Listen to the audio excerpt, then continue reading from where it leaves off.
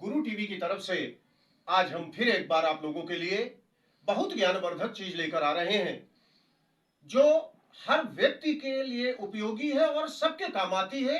यहाँ अज्ञानता कहें, भावावेश कहें और या उस परिस्थिति को कहें जिसमें हम गंभीर होकर इन बातों का ध्यान नहीं देते।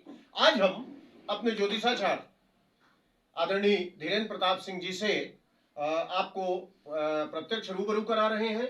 आदरणीय, आप ये बताएं जी कि सबसे मनुष्य के जीवन में सबसे महत्वपूर्ण बात होती है मृत्यु जी और मृत्यु के समय की परिस्थितियां।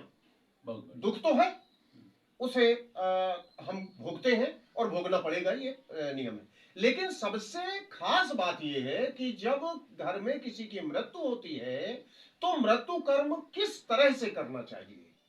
मृत्यु से लेके और स्मशान तक, 13वीं तक किसी व्यक्ति को किन परिस्थितियों को अपनाना चाहिए, किन किन नियमों को मानना चाहिए, मैं चाहता हूं कि आप इसको शास्त्र सम्मत बातें लोगों को बताएं जिससे उनका कल्याण। आदरणीय वेदांती जी, आपको एवं गुरु चैनल के समस्त दर्शकों को मेरा प्रणाम। अत्यधिक महत्वपूर्ण विषय में आज आपने प्रश्न किया है। प्रायः हम लोग इस विषय को अशुद्ध मानते हैं या दुख का विषय मानते हैं, जिसके विषय में सार्वजनिक तौर से हम लोग बातें नहीं किया करते हैं, जबकि विभिन्न शास्त्रों और ग्रंथों में इसका विस्तृत विवेचना की गई है और उसका पालन करने से जो इस जन्म में जो भी पाप पुण्य के भागीदार मृतक हुआ है उससे वो मुक्त हो जाता है और प्रेतत्व को प्राप्त नहीं होता। ध्यान देने योग्य बातें जो आपने आदेश किया है वो मैं यहाँ पर बताता हूँ।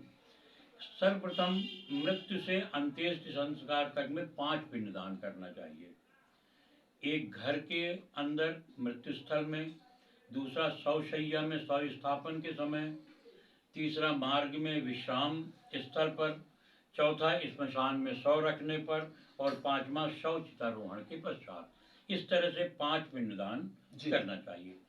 अग्नि संस्कार हेतु शव आने के साथ ही चिता भूमि संस्कार, समिधारोपण, शव चितारोहण, क्रव्यादि अग्नि का पूजन कर शवदाह करना चाहिए।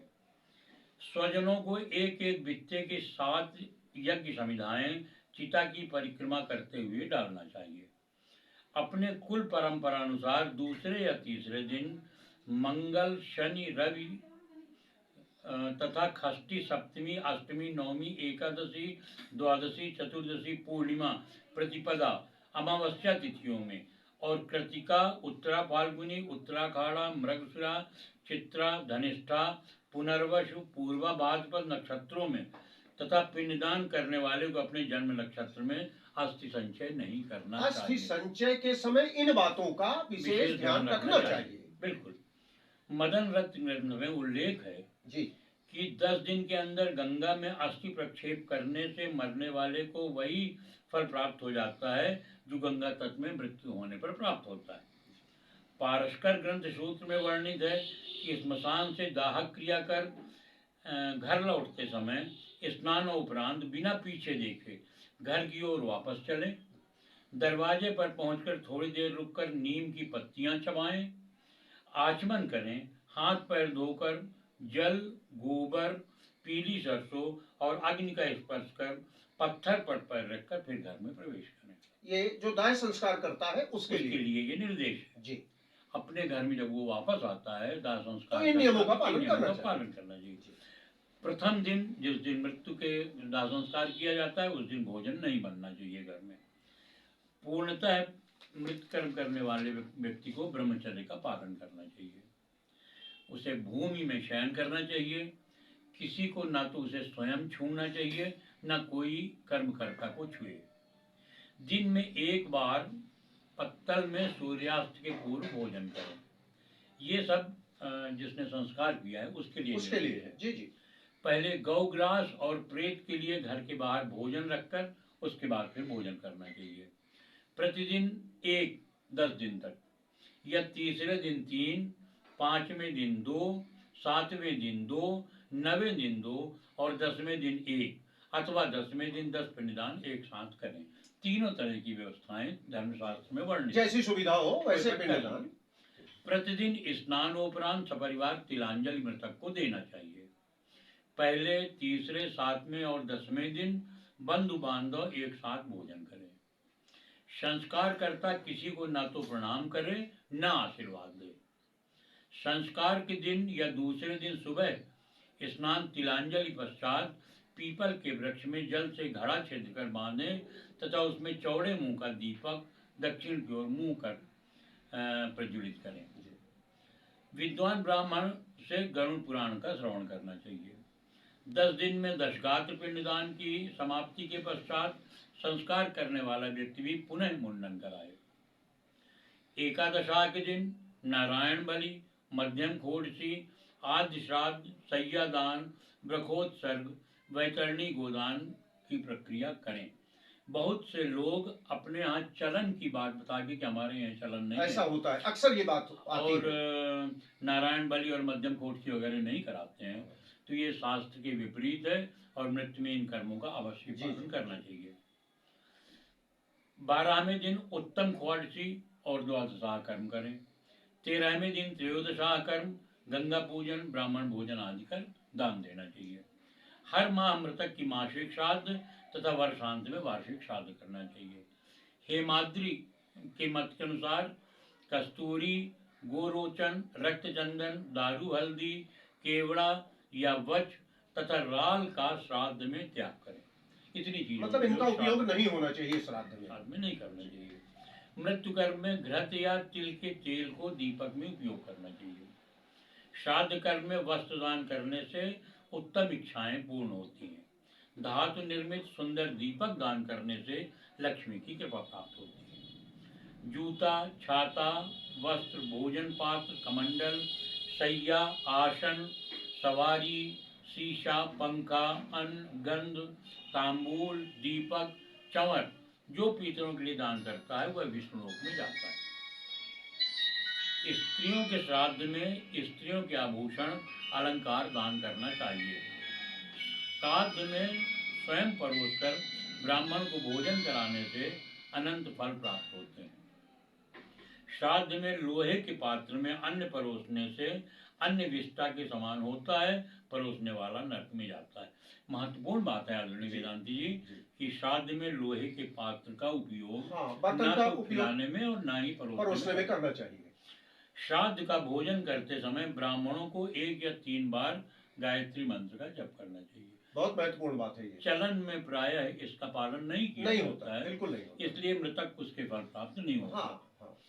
देवल एक विद्वान हुए हैं, उनका कथन है कि कुत्ता, सियार, गधा यदि दिए गए पिंड को स्पर्श कर दे तो श्राद्ध करने वाले की आयु का नाश होता है और यह प्रेत को प्राप्त नहीं होता। अर्थात दिए गए पिंड का स्पर्श इन लोग कुत्ता, सियार और गधा नहीं करने पाए। जिस बालक के दांत न निकले हों उसके मरण में 1 रात्रि का अशौच माना जाता है।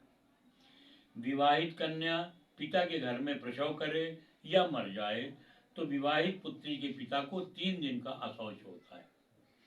आचार्य, मातामह माने नाना, कन्या का पुत्र, वेद पाठी ब्राह्मण, भांजा, इनके मृत्यु में 3 रात का अशौच होता है। व्रत, यज्ञ, विवाह, श्राद्ध, होम, पूजा और जप के आरंभ होने पर सूतक नहीं होता। मतलब यदि ये आरंभ शुरू हो चुका है, यदि ये कार्य शुरू हो गए हैं और बीच में किसी की मृत्यु होती है तो फिर उसका सूतक इन कार्यों में नहीं लगता। यज्ञ में वरण के प्रारंभ तथा व्रत, विवाह आदि में नंदी श्राद्ध होने पर तथा श्राद्ध में पाक के बन जाने पर सूतक नहीं होता। हेमाद्री का मत है कि जो स्वयं अपनी आत्मा का अग्नि या जल आदि में हत्या करता है उसके अशौच का विधान नहीं है।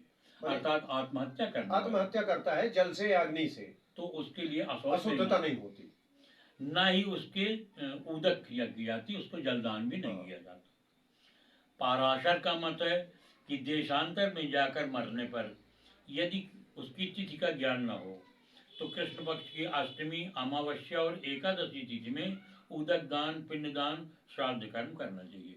अर्थात यदि किसी की मृत्यु की तिथि का ज्ञान नहीं है तो पिंडदान, श्राद्ध कर्म उसके एकादशी में, अमावस्या में कृष्ण पक्ष की अष्टमी में किया जा सकता है। निर्णय सिंध की पृष्ठ संख्या 1232 में वर्णित है कि 11वें दिन जिस मृतक के लिए व्रत का त्याग नहीं किया जाता, उसके 100 श्राद्ध करने पर भी प्रेतत्व समाप्त नहीं होता। जी जी। पितृपक्ष में श्राद्ध मरण वाली तिथि में ही करना चाहिए। निर्णय सिंध के पेज नंबर 300 में कात्यायन के कथन में यह बात वर्णित है। इस तरीके से आप लोगों ने देखा कुछ महत्वपूर्ण मोटी मोटी बातें जो आदरणीय धीरेन्द्र प्रताप सिंह जी ने बताई। जैसे बहुत सारी बातों को हम ये कह देते हैं कि हमारे यहाँ ये विधान है, ये चलन है, और शास्त्र की बात को किनारे कर देते हैं। इससे बचना चाहिए। आपके यहाँ क्या चलन है, इस बात का इन क्रियाओं में कोई महत्व नहीं है। और जो विधान है, जैसे 13वीं के दिन ब्राह्मण, वास्तविक ब्राह्मण को, गायत्री जाप करने वाले ब्राह्मण को शिखा और उनके जनेऊ धारण करने वाले ब्राह्मण को, तिलक लगाने वाले ब्राह्मण को ही आप 13वीं में बुलाएं। अक्सर होता क्या है कि लोग कहीं से भी ब्राह्मण जाति में जन्मे किसी व्यक्ति को पकड़ लाते हैं। ऐसा कदापि नहीं होना चाहिए। धर्म की जब रक्षा होगी तब आप सुरक्षित रहेंगे। इसलिए इन चीजों को हम प्रयास करके, आपको काफी मेहनत से ये चीज संचय करनी पड़ती है, और जब ये सामने आती है तो इसको मानने का प्रयास कीजिए। इससे आपका कल्याण होगा। यदि इसकी अनदेखी करेंगे तो इसका नुकसान आपको उठाना पड़ेगा। हमारा ये प्रयास है कि आप सतमार्ग पर चलें, धर्म की स्थापना हो, आपका कल्याण हो। इसलिए इन सारी चीजों को आप मानते रहिए। हम आते रहेंगे इसी तरीके से नई नई चीजें आपके कल्याण और परोपकार को लेके। आप सभी का जीवन मंगलमय हो, यही हमारी कामना। नमस्कार।